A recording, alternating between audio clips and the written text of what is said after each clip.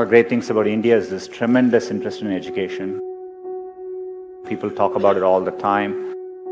Most parents aspire for this for their children. And so I think it's a great foundation we have as a country. In my experience growing up here, I think there's a lot of emphasis on spending time on the books and learning things academically.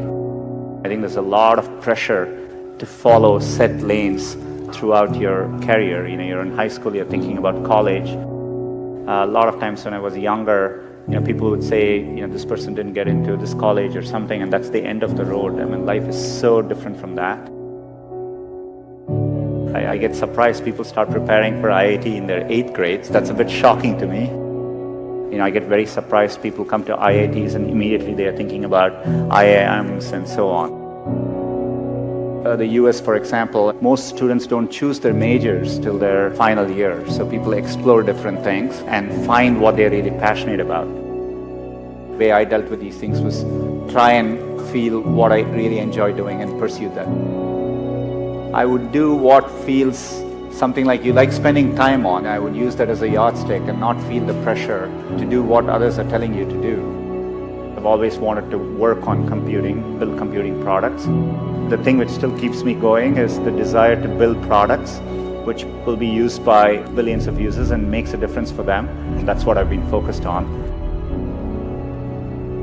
It doesn't need to be even in engineering. There are many, many different ways, and you will see this later in life. People do well from all walks of life.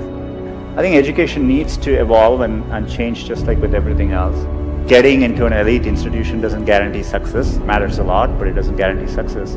I would like to see people value creativity, value experience of doing things, taking risks. It is important to be well-rounded. I would encourage people to try different things, take some risks, follow their passions a little bit more, enjoy what you're doing. And what matters most is loving what you're doing and trying to do well at it.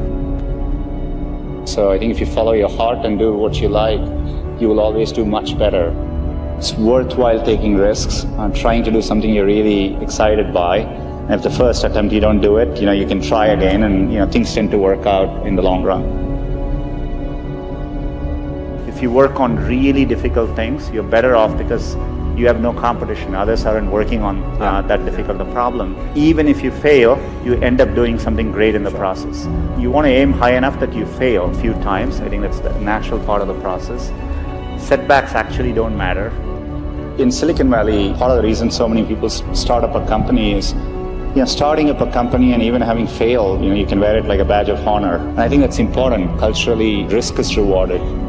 So I think it's important to keep your hopes, keep your dreams, and try to follow them. Most of how life plays out is up to you, not up to what happens outside of you. And I think it's important to keep that in mind and take the long-term view. Some point in your life, you have to work with people where you feel a bit insecure, because that means you're working with people who are better than you and who are pushing you. If you actually feel very secure in what you do, it means you're doing something comfortable and you're not pushing yourself. There are many, many times I've felt working with people in a group, am I doing enough? Are these people seem much better than me? And I think it's an inherent part of learning. And as a leader, I think it's really important to build organizations where people actually want to work together and trusting them to doing the right thing. And as a leader, it's less about trying to be successful and more about to make those people successful. I'm absolutely, with full certainty convinced that India will be a global player in the digital economy, and it'll be competitive with any country in the world.